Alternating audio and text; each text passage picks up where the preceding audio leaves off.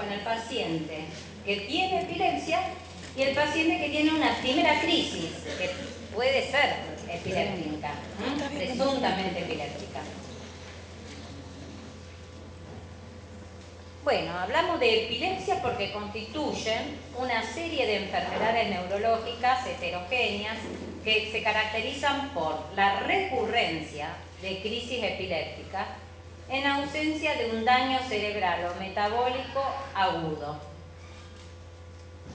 Bueno, a ver si entienden la definición. Primero, que no es la primera crisis epiléptica. Si uno tiene una sola crisis, todavía no hablamos de epilepsia. Tiene que haber por lo menos dos. Es decir, que tiene que ser recurrente para poder decir que un paciente es epiléptico. Otra cuestión que tiene la definición, que no tiene que estar en el curso de una enfermedad neurológica o metabólica. Porque un paciente puede, mientras está cursando una infección del sistema nervioso central, tener una convulsión. Eso es parte del síntoma de la infección del sistema nervioso central. Pero no podemos decir que ese paciente va a ser epiléptico después. A lo mejor sí o a lo mejor no. Queda como secuela. Uno tiene que ver, una vez que se curó de ese episodio neurológico, ya sea una infección, un traumatismo, un accidente cerebrovascular, si años después aparece otra crisis, ahí hablamos de que sí, que es un paciente epiléptico que es secundario a un daño neurológico, ya sea provocado por una infección, ya sea provocado por un traumatismo que le ha dejado una zona cicatrizal que fue epileptógena. Pero no en el momento que está ocurriendo la situación hablamos de epilepsia, sino si de posterior al episodio, años después, el paciente empieza con crisis, entonces ahí sí podemos decir que es sintomática de lo que le pasó a lo mejor en la niñez, en algún momento de la vida.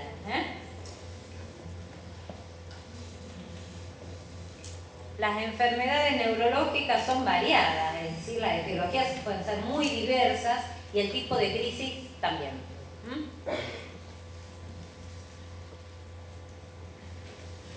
¿Qué es una crisis epiléptica? Es un evento clínico transitorio, muy corto de duración. Inicio brusco, breve. Semiología variada. ¿Y que se debe a qué? Se debe a la descarga excesiva, hipersincrónica de neuronas corticales, mediadas por el desequilibrio entre las influencias excitatorias e inhibitorias. Es decir, un grupo de neuronas empiezan a descargar todas juntas de forma hipersincrónica, ya sea en toda la corteza cerebral o en un sector del cerebro. Por eso, eventualmente, como crisis epiléptica, cualquier fenómeno, cualquier experiencia humana puede ser una crisis epiléptica. Según donde surja en las neuronas que descargan en forma hipersincrónica, uno puede empezar desde una sensación de miedo, una sensación de irrealidad, un movimiento, alguna visión, es decir, dónde está la lesión nos va a dar la semiología de inicio de la crisis. Bueno, más o menos entendieron esta definición de lo que es una crisis epiléptica. Bueno, hay dos grandes tipos de crisis epilépticas, las que son generalizadas de entrada y las que comienzan siendo parciales. Las que son generalizadas de entrada son aquellas que tienen compromiso, ya sea clínico y electroencefalográfico, es difuso o por lo menos bilateral desde el inicio. En ambas cortezas de entrada hay compromiso eléctrico y también la manifestación clínica es bilateral de entrada. Después tenemos las crisis parciales, en donde el comienzo eléctrico y la manifestación clínica es parcial. Y de allí puede o no generalizarse. Entonces hablamos de crisis parciales simples siempre y cuando el paciente tenga conciencia de lo que le está pasando. Es decir, el paciente tiene, por ejemplo, una crisis clónica del miembro y está viendo cómo se le mueve la mano, el brazo, la cara, la pierna, y está muy consciente de lo que le está pasando. Hay crisis temporales que a lo mejor todavía no llegan al compromiso de la conciencia, entonces el paciente siente un gusto raro, un olor feo, una sensación como que esto ya lo viví, o como que esto que es común nunca lo viví, o de irrealidad, pero está consciente de lo que le está pasando. Crisis parcial simple. Si el paciente de un temporal se disemina al otro temporal de actividad, ya no tiene conciencia ni recuerdo de lo que está haciendo. Todavía no generalizó a todo el cerebro, es decir, no se va a caer y va a ser la crisis tónico-clónica generalizada, pero hace una crisis parcial compleja. El paciente generalmente a lo mejor lo van a ver con la mirada a lo mejor perdida, haciendo automatismos, que son movimientos involuntarios, muchas veces masticatorios, o de tocarse la ropa, o de tocarse parte del cuerpo, y previamente tuvo ese síntoma que es el aura. Uno si le pregunta a aquel paciente que está con una crisis parcial compleja, después que se le fue la confusión, si algo lo alertó, que fue lo primero que tuvo, siempre va a haber algo que le avisa que va a venir la crisis. Y después el paciente se va a desconectar y va a hacer esos automatismos y después va a quedar un periodo posterior de estado confusional. Esta crisis parcial compleja tiene que, deben ustedes diferenciarla, porque muchas veces todo esto va a depender del correcto diagnóstico del interrogatorio, y del interrogatorio muchas veces no tanto del paciente pobre que no se da mucha cuenta de nada, sino de un testigo que sea un testigo válido, de que cuente exactamente lo que ve. Porque esta crisis del lóbulo temporal, las crisis parciales complejas, que a veces hablamos crisis de ausencia temporal, nos pueden, hasta el nombre, nos puede hacer confundir con las crisis de ausencia de la infancia. Las crisis de ausencia son crisis generalizadas, no están dentro de las crisis parciales. Hay un compromiso bilateral de todo el cerebro y lo que hace el niño dura muy poco también, inicio abrupto y termina abrupto, no tiene confusión postvital. Y dura muy poco, dura 10, 15 minutos, 15 segundos, y el paciente está ausente. A lo mejor lo único que hace es parpadear 15 segundos, más o menos si uno hace el electroencefalograma, va a ver que hay punta onda a 3 ciclos por segundo. Y bueno, y después sigue escribiendo. Entonces, generalmente se dan cuenta las maestras, porque se está escribiendo, hay como un periodo cortito de 10 segundos, donde no escribió nada, y después continúa. Es como si uno viera una película y le faltara muchos pedacitos. Entonces, parece un déficit de atención. Pero, a diferencia de la crisis parcial compleja, sí tiene un aura previo, tiene una confusión posterior y tiene toda una serie de automatismos que nos hacen diferenciarla. El tratamiento es muy distinto porque una crisis parcial, por ejemplo, uno de los tratamientos es la carbamazepina para las crisis parciales. Si le doy una carbamazepina a una crisis generalizada de ausencia, la agravo. O sea que es importante hacer la diferenciación entre uno y otro.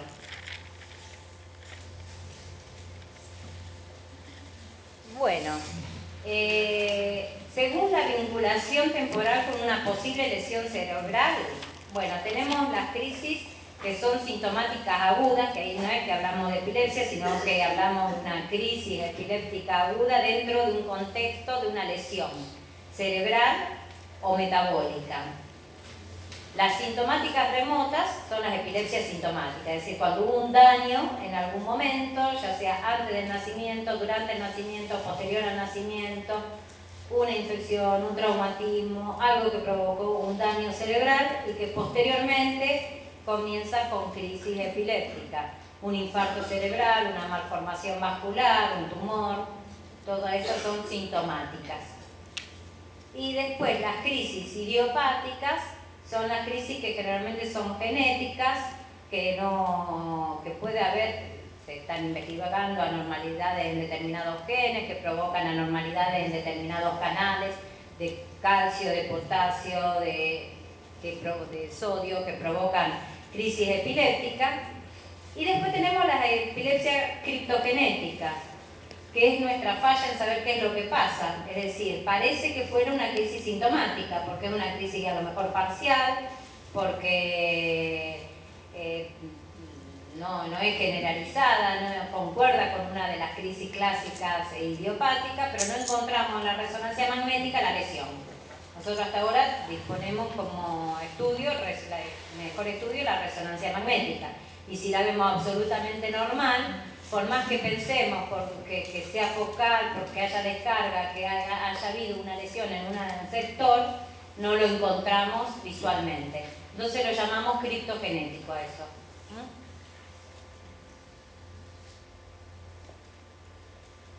Bueno, la evaluación sobre todo se centra en el interrogatorio de la semiología de la crisis, para ver si es una crisis epiléptica o no, si no la vimos. O sea, no hay ninguna prueba que confirme que algo sea epiléptico, excepto verlo. Y sobre todo verlo si estamos haciendo un video electroencefalograma. Eso es muy interesante porque uno en el laboratorio está haciendo el electroencefalograma mientras se filma. Entonces uno ve la crisis y ve las descargas al mismo tiempo, entonces confirma que es epilepsia. Eso puede ser muy útil porque un paciente mismo epiléptico puede hacer pseudocrisis. Entonces anda mal la medicación no porque esté mal controlada la epilepsia, sino porque hace epilepsia, pero a su vez hace crisis no epilépticas. ¿Qué ocurre frecuentemente? Bueno. Entonces hay que determinar si las crisis son epilépticas o no, ver los diagnósticos diferenciales que ya vamos a ver. Si las crisis son parciales o si son generalizadas. Si entran dentro de algún síndrome epiléptico especial y tratar de buscar cuál es la causa que provocó la anormalidad para que esas neuronas se descarguen en forma hipersincrónica y anormal. Bueno, uno puede, ¿qué puede ser causado por epilepsia? O sea, ¿qué puede ser síntomas que pueden ser causados por epilepsia? La pérdida de conciencia, especialmente si hay movimientos convulsivos generalizados, el drop attack, un ataque motor transitorio, un ataque focal sensitivo transitorio, movimientos faciales y de los ojos, alguna experiencia psíquica, un fenómeno episódico en el sueño, confusión prolongada o estados de fuga. Más raramente, ¿no? Estos síntomas también pueden ser causados por epilepsia. Bueno, ante una pérdida de conciencia, ¿cuál es el diagnóstico diferencial fundamental? Y quizá de mayor urgencia que pensar en una convulsión. Síncope. O sea que ustedes ante alguien que perdió el conocimiento, lo fundamental es mandarlo al cardiólogo primero, más que al neurólogo. Porque el cardiólogo tiene que determinar si no es un síncope, no el vasovagal, que es el más común, ¿no? La descarga vasovagal, sino si no hay una causa cardiológica, alguna anormalidad que pueda predisponer a hacer un síncope y que eventualmente esa arritmia que ha provocado la falla en la llegada de sangre al cerebro pueda en una segunda arritmia provocar una muerte súbita. También para recomendar la actividad física, es decir, la evaluación cardiológica tiene que ser exhaustiva ante una pérdida de conocimiento. Porque las pérdidas de conocimiento, si son prolongadas, o si uno lo intenta levantar al paciente, puede hacer unos movimientos clónicos. Entonces el observador piensa que es una convulsión. Es más, si es muy prolongada, hasta puede tener una pérdida de control de esfínteres. Y entonces hay que hacer bien el diagnóstico diferencial si es epiléptico o no. pero uno tiene que, como de mayor gravedad en cuanto a la etiología, es determinar si el síncope fue de origen cardíaco.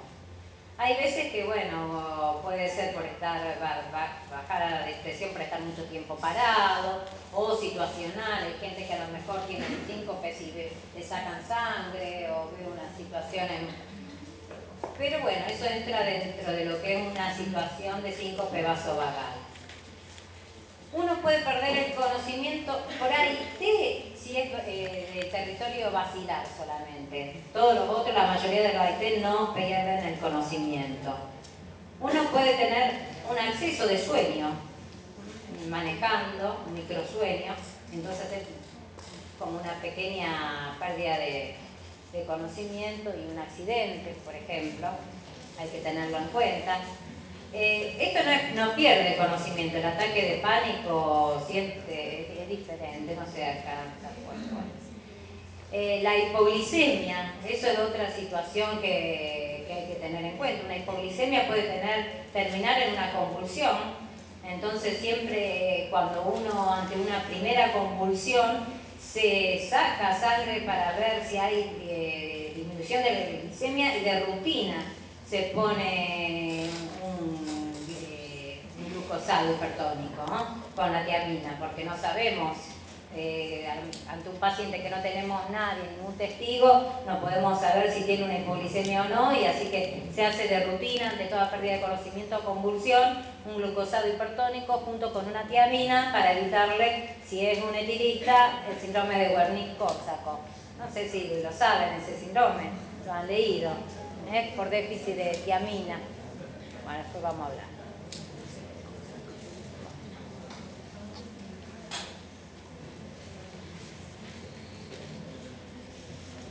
Bueno, a veces hay que hacer diagnóstico diferencial también con la pseudocrisis de origen psiquiátrico también.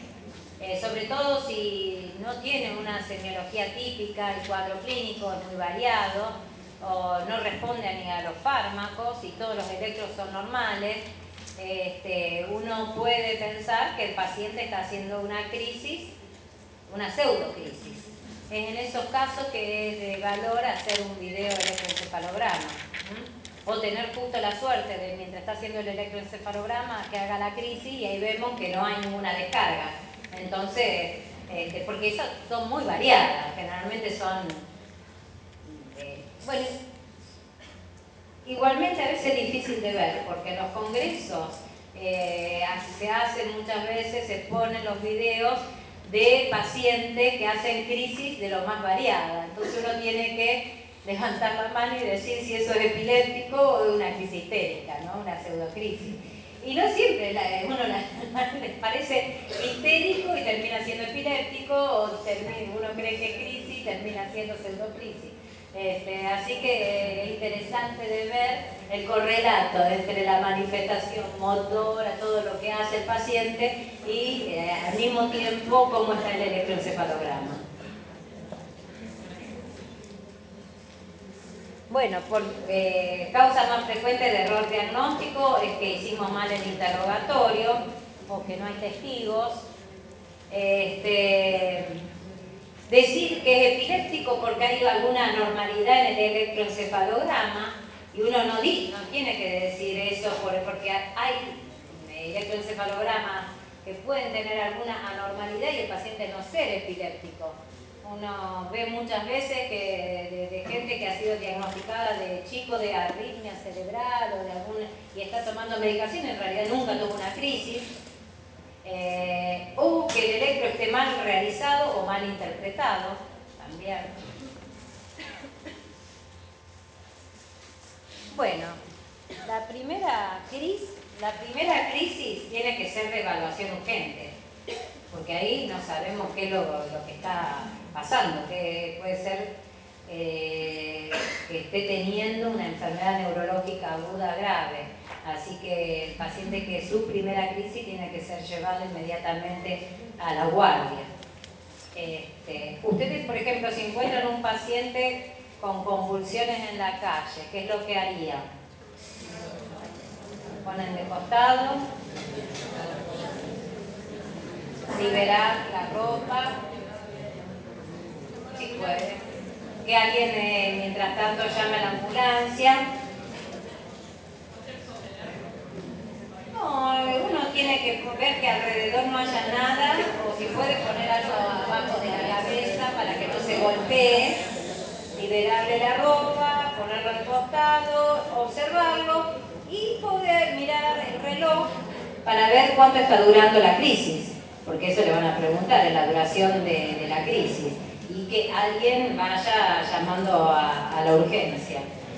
Después, bueno, puede encontrarse con la situación de que el paciente ya era epiléptico y hace crisis y se recupera rápidamente a los 2 minutos y está bien y no se golpeó y hace crisis habitualmente. A lo mejor en ese caso no necesita una internación, necesita a lo mejor llamar al neurólogo a ajustar la medicación. Pero alguien que nunca tuvo una convulsión tiene que ir a internarse, lo mismo que alguien que tuvo un golpe importante, porque puede tener una consecuencia por el golpe, o alguien que haya descendido su medicación, o que, o que tenga alguna otra cosa, tiene que ir a internación. Bueno, en cuanto a la anamnesia, siempre ayuda a tener testigos que hayan visto qué es lo que pasó. Por eso ustedes tienen que observar qué fue lo primero, si pueden, cómo fue la crisis. Porque uno puede ver que a lo mejor la crisis empezó con un giro de cabeza y un movimiento de un brazo. Entonces eso ya hace pensar que la crisis no es generalizada de entrada, sino que hay un déficit focal, una crisis parcial focal, motora, una crisis versiva, que luego se generalizó. O sea, como testigos traten de ser objetivos y observar bien todo lo que está pasando y la duración de las crisis. Si repitió crisis una tras otra o no. Si hubo un periodo libre entre una crisis y la otra, todo eso lo tienen que ir diciendo al médico de la ambulancia para que después lo transmita al médico que está en la guardia. Bueno, el examen general y neurológico para ver si está teniendo una intercurrencia, por ejemplo, una encefalitis, una meningitis, un traumatismo, un accidente cerebrovascular, que uno ya vea un déficit neurológico focal, una rigidez de nuca en el examen físico. Después tiene que hacer el laboratorio completo. Es decir, hemograma, eritro, función hepática, sodio, potasio, calcio, magnesio, uremia, función tiroidea, el laboratorio toxicológico, todo completo. Tiene que, bueno, ver la función cardiovascular, hacer una imagen, primero la TAC de cráneo, rápida, como para ver alguna patología importante aguda. Eventualmente, si la TAC de cráneo es normal, hacerle ahí mismo la punción lumbar para descartar una infección y después el electroencefalograma, que nos lleva, a lo mejor no está tan disponible tan rápidamente.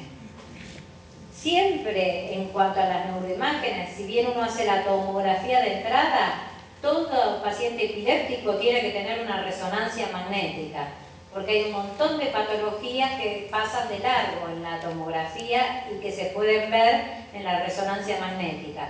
Por ejemplo, trastornos en la migración neuronal o tumores de bajo grado. Van a dar una tomografía normal y la resonancia magnética es patológica. Lo mismo también cuando hay una alteración en el hipocampo, con una atrofia del hipocampo. Todo eso se ve en la resonancia magnética. O sea que la evaluación final de la epilepsia termina siempre en una resonancia magnética.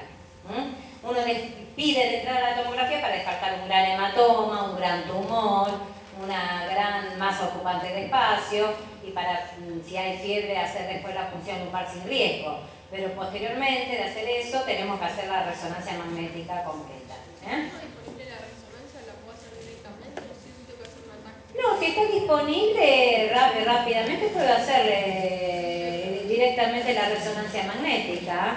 Si el paciente está, también depende de cómo esté el paciente. Porque si el paciente entra en estado de mal epiléptico, tengo que hacer todo muy rápido y tiene que venir enseguida a hacer el tratamiento. Entonces, a lo mejor recién cuando lo estabilizo y no está con convulsión, porque no lo puedo tener en estado de mal dentro de un resonador. Entonces, ahí depende de la situación. Pero si está más o menos sin crisis, lo hemos controlado y tiene la disponibilidad de resonancia, puede ir directamente a resonancia.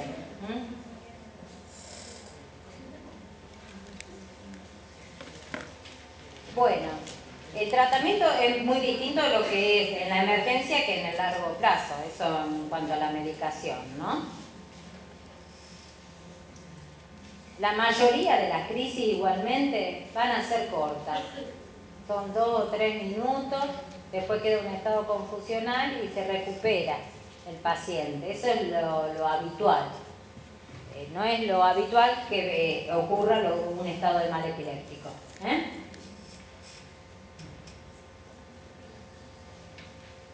Bueno, ¿cuándo necesitamos ir a un tratamiento al sanatorio, al hospital y llamar a la ambulancia?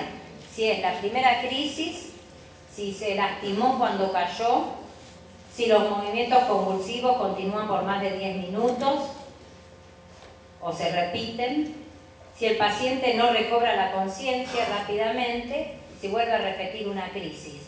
Entonces, en todos esos casos sí hay que llevarlo a llamar a la ambulancia y llevarlo a internar.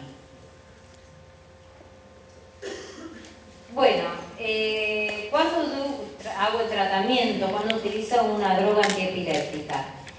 Uno ya, si la crisis ya dije que dura 2 o 3 minutos, yo empiezo a tratarlo ya si el paciente no recupera la conciencia, hace una crisis tras otra o sigue haciendo crisis por más de 10 minutos, empiezo el tratamiento. No es la definición del estado de mal epiléptico. La definición de estado de mal epiléptico sigue siendo por más de 30 minutos, pero yo no voy a esperar 30 minutos sin hacer nada. Es decir, ya es anormal que por más de 10 minutos el paciente esté teniendo crisis. Entonces yo voy a utilizar una benzodiazepina. Voy a utilizar como médico de ambulancia la benzodiazepina que disponga, ya sea diazepam, lorazepam o midazolam. La que ustedes tengan en la ambulancia y la que estén acostumbrados a utilizar. El diazepam puede ir más o menos de a 2 a 5 miligramos minutos hasta 10 miligramos o 20 miligramos. En la medida en que vamos aumentando tenemos tenemos que vigilar más la ventilación. Si no tenemos una vía, porque hay que encontrar la vía endovenosa, a veces se puede utilizar la vía rectal. Si ya no encontrás vía, mientras están haciendo los movimientos tónico-clónicos, no es tan fácil tampoco. Bueno, antes de igualmente de eso uno tiene que tratar de permeabilizar la vía aérea superior, ponerle oxígeno. Cuando encuentra la vía saca sangre para todo lo que dijimos, para ver la glicemia. Le pusimos un glucosado hipertónico, le pusimos la tiamina y le ponemos la benzodiazepina.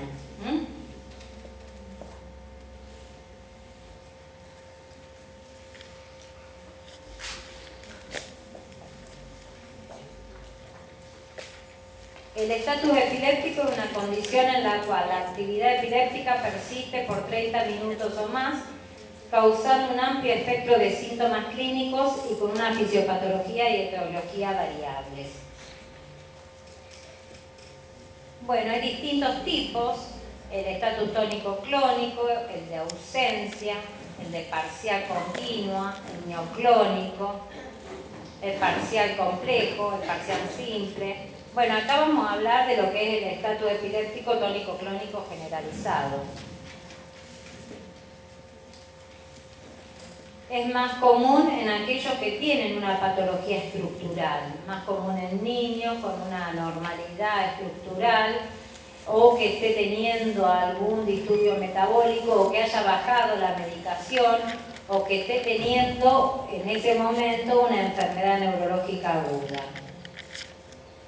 Bueno, al menos un 5% de los epilépticos adultos y hasta un 10 o un 25% de los niños en el transcurso de su enfermedad pueden tener un estatus epiléptico.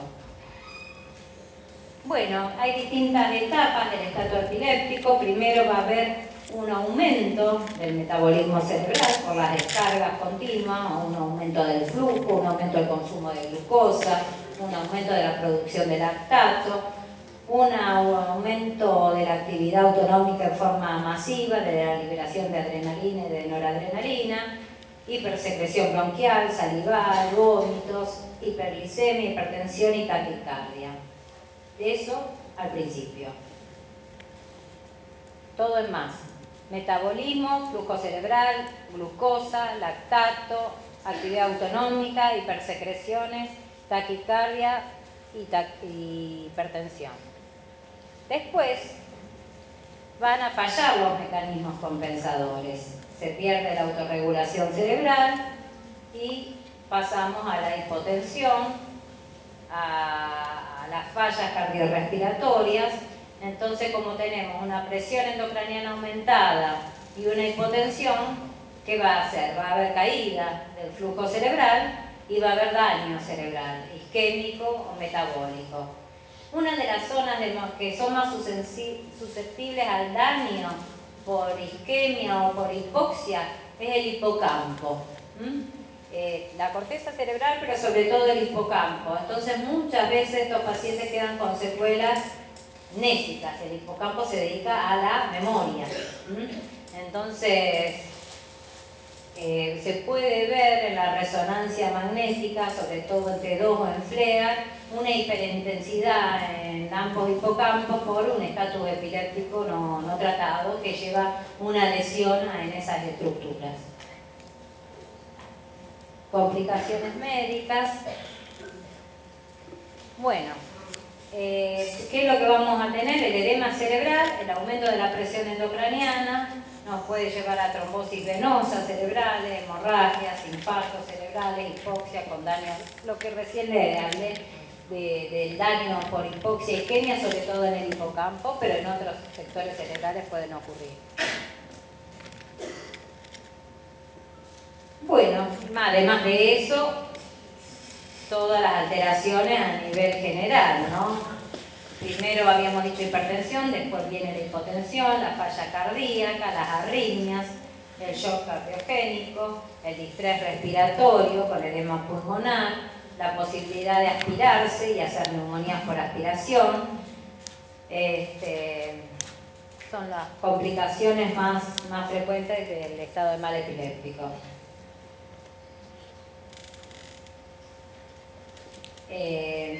Bueno, también va a llevar a alteraciones en los electrolitos, fallas renales, porque a veces tanta contractura muscular puede provocar mioglobinuria y necrosis tubular aguda, alteraciones hepáticas, fracturas también, ya hablamos de las infecciones, golpes de todo tipo, pero bueno, pues no lleguen a ese estado. Trátenlo antes. Eso es si llegamos muy tarde, ¿no? Uno ya le dije, ya a los 10 minutos de que uno ve que no se terminó una convulsión, ustedes empiecen con el tratamiento para evitar a todo este tipo de complicaciones como si nosotros no hiciéramos nada, ¿no? Mientras tanto. Bueno, entonces, ¿qué es lo que hacemos? Al principio, bueno, vamos a evaluar la función cardiorrespiratoria, asegurar la vía aérea, si es necesario hacer una resucitación, administrar oxígeno, poner las vías, poner la glucosa y la tiamina, y mientras tanto que alguien vaya interrogando a quien encuentre para ir haciendo la historia. Ir administrando la medicación, primero las benzodiazepinas, y junto con las benzodiazepinas, ¿qué medicación se utiliza al mismo tiempo? Porque la benzodiazepina tiene una acción corta la crisis, pero si yo no doy una medicación de base, se va a repetir después de un tiempo. Entonces, además de la benzodiazepina, utilizo la fenitoína, la difenilidantoína. A ver si está acá o no. Bueno, acá está la terapia con DAE. DAE es droga antiepiléptica de emergencia. Que ahora vamos a ver cuáles son, porque cada vez que dice DAE es droga antiepiléptica. Bueno, acá están las tres drogas antiepilépticas benzodiazepina a utilizar primero. Diazepam, 10 miligramos, endovenoso o rectal, se puede repetir a los 15 minutos. La velocidad a no mayor de 2 a 5 miligramos minuto. Eso anóteselo porque cuando estén de guardia lo tienen que saber. En libretita, en algún lado. Estas cosas la tienen que saber sí o sí. El tratamiento del estado de mal epiléptico. Lorazepam, 4 miligramos endovenoso en bolo, lo puedo repetir a los 10 minutos. La ampolla ya viene de 4 miligramos. La ampolla de diazepam viene de 10 miligramos. Midazolam, 5 a 10 miligramos, intramuscular o rectal, puede repetirse a los 15 minutos, a 0,1 a 0,3 miligramos kilo. Bueno, el midazolam en realidad en el estado, o sea, estando en la ambulancia es menos frecuente que uno lo utilice. En general está más disponible de utilizar el diazepam o el lorazepam, que recuérdenlo como drogas a tener para el estado de mal epiléptico. La fenitoína, o sea, en la medida en que estoy en un lado, yo estoy pasando la benzodiazepina y en la otra vía, porque uno tiene que buscar dos vías, estoy pasando la fenitoína. La fenitoína empieza más o menos la dosis de carga en alguien que no esté tomando fenitoína, va de 15 a 25 miligramos por kilo. Generalmente un promedio de 18 miligramos por kilo. ¿Cuánto da 18 por 60?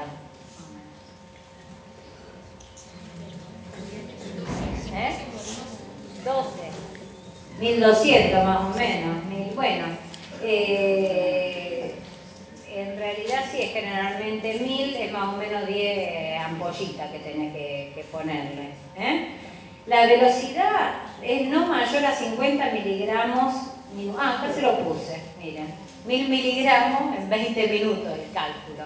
Si es 50 miligramos minuto, te va a dar más o menos 1000 miligramos en 20. En general se lo pasamos por precaución en 40 minutos. No en suelo fisiológico tiene que ser pasado, anótenlo.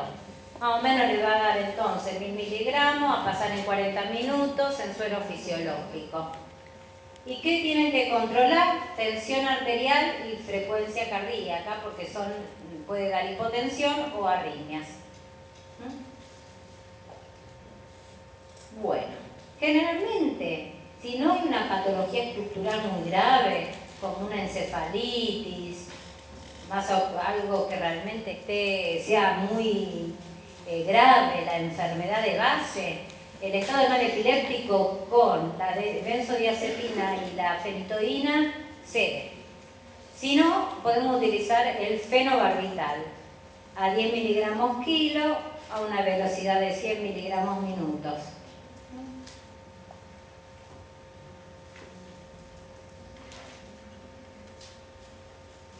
Bueno, si ya no se logró controlar con esto, el paciente, por supuesto, ya a esta altura y antes con el fenobarbital tiene que estar en terapia intensiva porque ahí entra en depresión respiratoria con el fenobarbital. Entonces se requiere intubación y asistencia ventilatoria. Y en este caso, si no pasó el estado de mal epiléptico con el fenobarbital, tenemos que ir al tiopental o el propofol. Ahí es importante que haya un monitoreo electroencefalográfico, porque para poder determinar en qué momento se dio el estado de mal epiléptico, porque el paciente puede no moverse, pero todavía tener descargas eléctricas.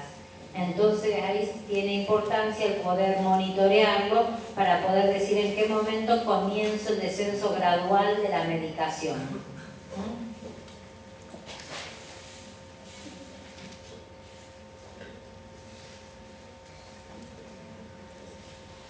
Bueno, ¿por qué puede fracasar un tratamiento? Porque la dosis que estoy utilizando es baja, porque me equivoqué de medicación, porque hubo una complicación médica, porque hay una enfermedad cerebral aguda que es progresiva, o porque me equivoqué de diagnóstico y no tiene epilepsia.